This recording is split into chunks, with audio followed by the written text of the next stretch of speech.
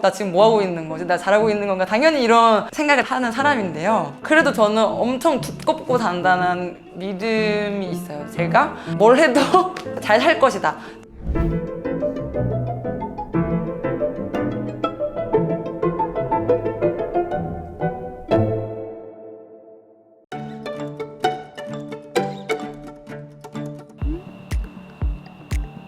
할로하.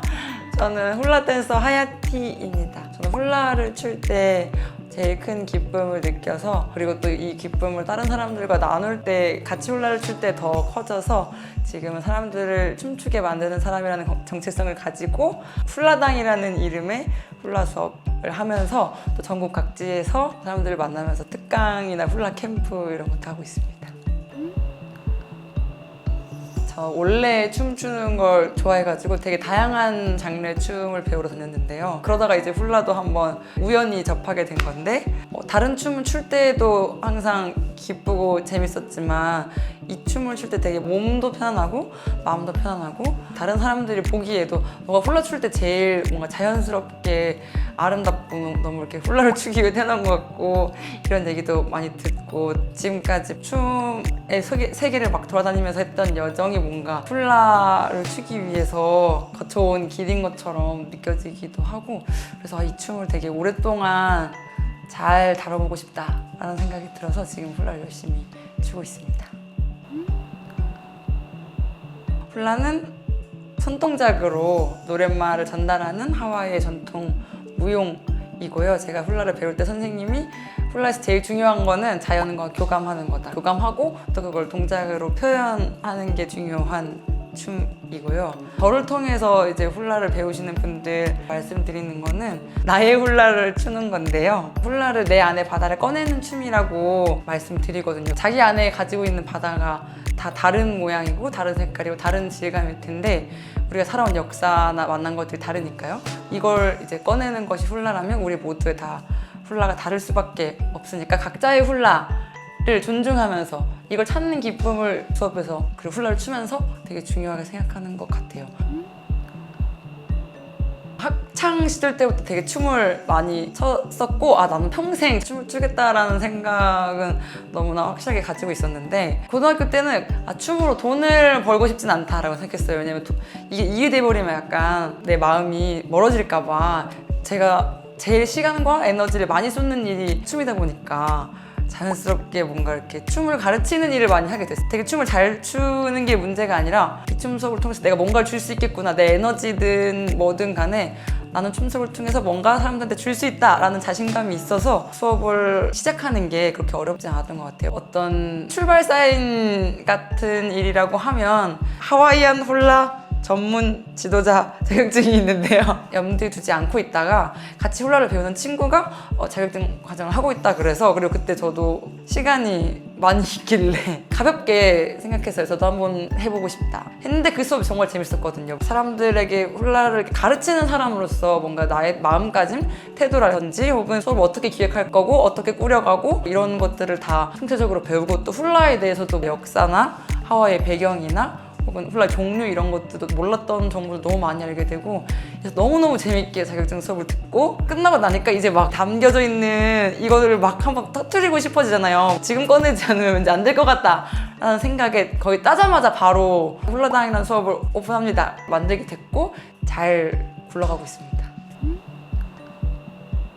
저는 가능한 창작을 안 하면서 춤을 추고 싶은 마음이었어요, 언제나. 그래서 훌라가 잘 맞기도 했어요. 훌라는 전해져 내려오는 춤의 형식이기 때문에 내가 창작을 하지 않아도 되는 형식이라서, 이 전승자가 훌라의 스승을 쿠무라고 부르는데, 정식적으로 쿠무의 과정을 거치지 않은 사람은 훌라를 만들 수 없는 것이 이제 전통에 따른 훌라거든요. 저희 선생님과 저희 선생님의 스승들이 전부 다 이 전통을 되게 소중하게 지키고 싶어 하셔서, 저도 그분들의 뜻을 이어받아서 최대한 그 전통이나 문화를 존중해주고 싶고, 창작을 뭔가 하게 된다면 사람들의 주목이나 시선이 필요한 이야기를 할 때 이걸 춤으로 해야겠다 이런 마음이 들면 아마 훌라나 다른 춤으로 창작을 해서 제가 전달하고 싶은 이야기를 하게 되지 않을까 그런 생각이 듭니다. 일단 지금은요, 훌라도 너무 재밌긴 하지만 아직도 전 다른 춤이 너무 재밌거든요. 지금은 너무 브라질에 가서 삼바를 너무 이렇게 배워보고 싶고요. 혹은 쿠바에서 살사나 세계 여러 춤이 있잖아요. 또 여행하면서 그런 춤 추는 것을 언제나 꿈꿔왔고 지금도 너무 하고 싶고요. 또 한 가지는 춤 축제 페스티벌, 제가 원래 파티랑 페스티벌에 미친 사람이어가지고 진짜 재밌는, 춤으로 정말 재밌게 놀아볼 수 있는, 사람들이 이 춤을 너무 이렇게 다양하게 즐길 수 있는 축제나 파티 자리를 만들고 싶은 꿈이 있어요.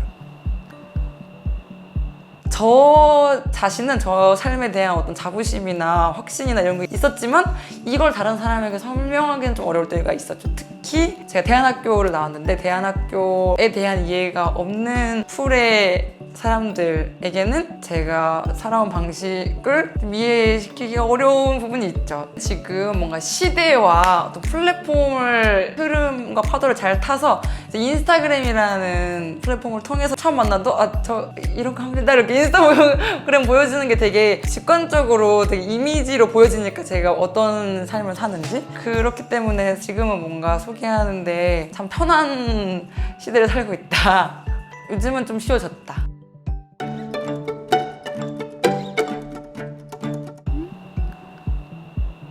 되게 당연한 말이지만 내 삶을 내가 컨트롤할 수 있는 상황이 저는 경제적 자립이라고 생각하는데, 먼 미래의 일까지 내가 뭔가 예측하고 준비할 수 있고 혹은 갑작스럽게 어떤 일이나 사고가 생기더라도 내 능력 안에서 뭔가 커버할 수 있는 그런 정도의 수준이 저는 경제적 자립이라고 생각합니다. 공연을 자주 그렇게 기회가 많지도 않기도 하고, 지금은 청춘 마이크라는 지원 사업에서 1년에 5번 정도 공연 기회를 받고 있긴 하지만 그거 외에는 개인적으로 초대받아서 가는 공연 정도가 달아서 공연에 대한 수입은 거의 제 생계에 큰 영향을 주진 않고, 저는 대부분 정기적인 훌라당 수업, 특강, 캠프 혹은 뭐 꽃핀 만드는 수업으로 대부분의 경제활동을 하고 있습니다. 앞으로도 하는 일의 비중이 공연보다는 수업이 더 많을 것 같긴 한데요. 공연은 돈이 많은 대기업이나 혹은 지원사업, 그런 기관에서 아주 큰 돈을 내고 저를 불러서 공연을 시켜주고, 수업은 보통 개인이 열심히 월급을 벌어서 거기 몇 %를 저에게 주시고 수업에 감사하게도 와주시는 거기 때문에 그 수업료에 대한 어떤 부담을 좀 더 줄이고, 수업료로는 큰 돈을 안 받지만 수업에 많은 시간을 쓰고, 대한민국의 어떤 기업들과 기관들이 저를 알아봐 주셔야 된다. 그분들 탁월한 안목으로 저를 불러주셔야 된다. 많은 돈과 탁월한 안목으로 저를 불러주세요. 화이팅! 제가 경제관념이 원래부터 되게 없는 편이어가지고 들어오면 그냥 예금통장 하나에 넣어놓고 쓰면 쓰는 거고 없으면 없는 거고, 따로 저축이라고 생각하는 걸 하진 않았는데요. 근데 주변에서 워낙 그렇게 사는 저를 많이 걱정을 해가지고 청년 그 혜택 받는 주택청약 통장과 그리고 최근에 청년 희망적금 그거 적금 돈 넣어야 되는데 아무튼 그렇게 2가지 통장이 있네요. 그럼 저축하는 거겠죠? 일단 얼마 전에 근로장려금이 들어왔습니다. 제가 어떤 정규직 일을 한 적이 한 번도 없기 때문에 근로장려금이 항상 저게 중요한 수입 중 하나인데요. 또 근로장려금도 3해 정도 계속 받아왔고, 서울시 청년수당도 제가 자격증 준비할 당시에 받았었는데, 이 2개의 장점은 받는 절차가 그렇게 어렵지 않다. 쉽게 조건을 충족하고 받을 수 있다. 제가 자격증 수업을 들을 때 많은 시간 자격증에 써야 되기 때문에 안정적으로 뭔가 경제 활동을 하기 어려운 상황이었는데, 마침 그때 청년수당을 받아가지고 마음의 여유가 좀 있었죠. 통장의 여유가 될 만큼 큰 돈은 아니지만 그 정도면 먹고 사는 데는 할 수 있는 그런 돈이니까요. 또 최근에 그 코로나에서 그 프리랜서 고용지원금을 받았어야 했는데, 제가 정규직도 아니고 어떤 증명할 수 있는 것이 마땅치 않다 보니까 과정이 되게 힘들었죠. 수업을 들어주신 한 명 한 명한테 노무 제공 사실 확인서를 받아가지고 이걸 다 스캔해서 보내도 받을 수 있을지 없을지 확실하지 않다라는 대답을 들으면서 불안한 마음으로 근데 엄청나게 일을 많이 해야 하는 지난했던 지원 사업들도 있었죠. 일단 저를 비롯해서 많은 청년들에게 그런 문화생활 혹은 여행은 너무 중요한 어떤 쉼의 영역이라고 생각하는데요. 한국에서는 문화생활에 있어서 뭔가 청년이라서 받을 수 있는 혜택이 그렇게 많지는 않았던 것 같은데 제가 이용해본 건 궁 입장료 정도? 만 24세 이하는 무료, 그러니까 가벼운 마음으로 궁을 가기가 좋았던 것 같아요. 사실 저한테 되게 중요한 쉼의 요소가 덕질인데요. 뮤지컬 관람하는 게 저한테 너무 큰 기쁨인데 거의 10개 뮤지컬 중에 거의 한두 개 정도만 대학생 할인이 있고 이것도 이제 대학생 할인이기 때문에 대학교를 다니지 않는 청년들에게는 해당되지 않는 혜택인데요. 대학교 안 가는 학생들이 어디서 뭐 하겠습니까? 뭐 극장이라도 가고 박물관이나 미술관이라도 가야 되는데 제외되는 게 조금 아쉽긴 했습니다. 오히려 그들에게 더 필요한 혜택이 아닌가 하는 생각도 듭니다. 우리의 삶에 되게 필요한 의식주 중에서 의랑 식 정도는 다른 대안으로 좀 비울 수 있는데 주는 정말 내가 어떻게 비울 수 있는 문제가 아니다. 내가 어떻게 돈을 모아서 집을 살 수 있는 것도 아니고 정책적으로 국가적 차원에서 어떤 준비나 대책이 필요한 일인 것 같아요. 저한테도 너무 주거가 지금 제일 어떤 큰 문제고 스트레스인 일인 것 같고 저희 주변 친구들만 봐도 그렇고요.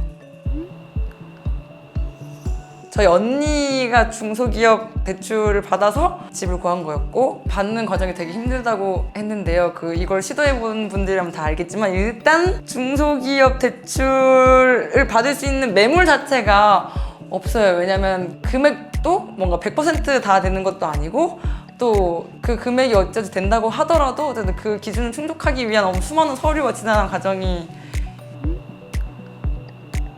일단 지금 내년에 이사를 가야 돼요. 이 집에 4년차 살고 있는데 제가 이 주변에 이제 만들어 놓은 인프라가 있잖아요. 저에게 맞는 이제 수업 장소 찾고 소소하게는 식당이나 카페랄지 혹은 도서관이랄지 체육시설이랄지 혹은 나의 산책 코스나 내 휴식에 필요한 장소들을 내가 다 이제 마련해 놨는데 이것을 저의 의지와 상관없이 또 떠나서 새로운 곳에서 그걸 마련해야 되는 게 스트레스인 것 같아요. 또 그 시기도 제가 마음대로 결정할 수 없고 또 새로운 집을 찾아다니는 그 과정 자체도 너무 지금 생각만 해도 스트레스 받고 또 이사하는 것도 너무 힘들 것 같고 이사해서 자리 잡는 것도 너무 힘들 것 같고 그리고 이런 생활 지금 근시일 내에 겪어야 하는 것이 많이 스트레스긴 합니다.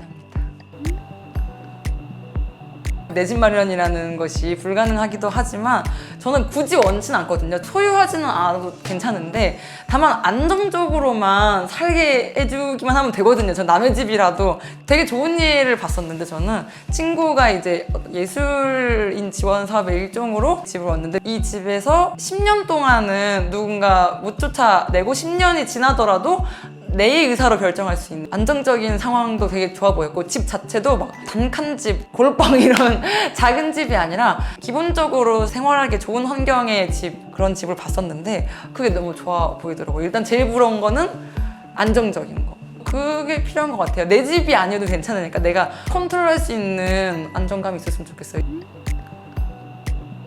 저는 노는 게 굉장히 중요한 사람이고 항상 잘 노는 사람이라고 저를 생각하고 돈을 벌어야 놀고 일을 해야 놀지라고 얘기를 많이 듣는데 저는 놀아야 일을 할 수 있다라고 느끼는 편이에요. 그래서 놀면서 일을 할 수 있는 에너지와 상태를 만들어 놔야 그나마 조금이라도 일을 하고 생활에 필요한 돈을 벌 수 있다고 생각하는데 그래서 저는 지금 되게 많은 일을 벌려서 하고 있긴 하지만 놀거나 쉴 수 있는 시간을 충분히 마련을 해두는 편이에요. 제가 고등학교 다닐 때에는 엄청 끈끈한 소속 속에 살았어요. 왜냐면 기숙사 학교를 다녔기 때문에 24시간 친구들과 붙어 다니고 거의 이제 이 소속에서 튀어나가고 싶을 정도로 그런 것에 대한 갈망은 없었는데 이제 고등학교를 졸업하고 나서 대학을 안 가는 청년으로 사니까 그때는 정말 진짜 소속감에 미쳤던 것 같아요. 소속감 이러면서 할 수 있는 활동들을 많이 하려고 했던 것 같아요. 막 그림을 그리거나 춤을 추거나 소속이 아니더라도 꼼지락거려야만 채울 수 있으니까 그래서 그런 활동을 하다가 이 활동이 결국 이어져서 친구들과 같이 잡지 만드는 일을 하게 됐는데요. 친구들이랑 계속 만나서 작업 이야기하고 어떤 거 한 가지 목표를 위해 준비하다 보니까 그때 소속감에 대한 갈망이 좀 채워졌던 것 같고 그 이후로도 이제 친구들이랑 계속 어떤 작업을 하거나 혹은 뭐 파티를 하거나 같이 놀거나 저한테 많이 도움이 되기도 했던 것 같아요.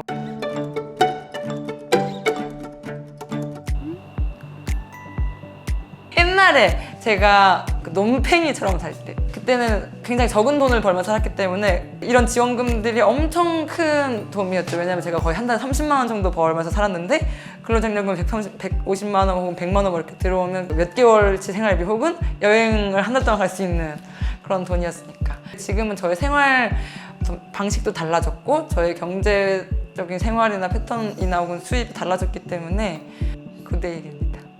그렇게 된 이유는 지원금 받는 돈은 같으나 제가 쓰는 생활 패턴이 바뀌었기 때문에 그렇게 됐다. 일단 저는 엔간하면 힘들지 않고요. 항상 힘든 일이 있으면 이 정도로는 나를 힘들게 할 수 없지. 약간 이런, 물론 저도 사람이니까 항상 막 텐션이 좋고 항상 긍정적이고 그런 사람은 아니고, 저도 항상 난 쓰레기다, 나 지금 뭐 하고 있는 거지, 나 잘하고 있는 건가, 당연히 이런 생각을 하는 사람인데요. 그래도 저는 엄청 두껍고 단단한 믿음이 있어요. 제가 뭘 해도 잘 살 것이다. 돈을 많고 적게 버는 것을 떠나, 성공과 실패를 뭐 떠나고 훌라를 뭐 못 추게 돼도 다른 일을 하게 돼도 그렇고 어쨌든 나는 잘 살 것이다 라는 어떤 뿌리 깊은 믿음이 있는데요. 이 믿음이 자리 잡게 된 데는 주변 친구들의 영향이 제일 큰 것 같아요. 대안학교를 졸업하고 대학교를 안 다니는 청년의 삶을 살면서 다양한 방식의 삶의 양상들을 보면서 그 친구들이 있으면 어떻게 살아도 재밌을 거라는 믿음을 친구들이 잘 준 것 같고, 그 친구들이 주는 사랑 때문에 내가 무슨 일을 해도 나는 사랑받을 수 있다라는 어떤 자신감? 흔들리지 않는데 큰 역할을 하는 것 같아요. 이숲이라고 하고요. 활동명은 미어캣이고, 최근에는 2022년 6월에 치렀던 지방선거에서 마포 구의원 후보로 출마하기도 했습니다. 함께 사는 삶, 함께 사는 방법을 모색하지 않으면 공멸할 수도 있다는 감각인 것 같아요. 이걸 어떻게 채워줄 수 있지? 경험하고 감각하게 할 수 있을까?